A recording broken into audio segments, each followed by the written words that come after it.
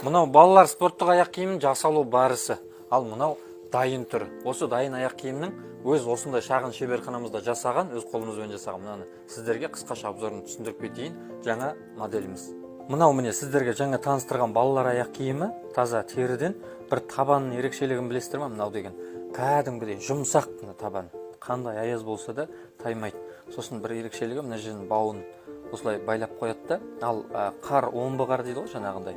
Қар болған кезде мына жерде қызыластықтың үсті жаңағы мына жердегі жіліншік деп қояды, соны өлшеп жасалған. Соны мына жерден баумен байлаған кезде ол жіліншікпен бірдей болып жабысып тұрады мына жер, мына жер. Сол кезде қар түспейді. Сосын негізі жай күндері мына жерге дейін байлайды да, мына жерге дейін. Мына жерге дейін байлайды да, замокпен ашып жауып киіп жүре береді. Ал мынау қандай теріден жасалды десеңіз, мына отандық өзіміздің Шымкенттің мынандай терісінен жасалған. Бұл жерде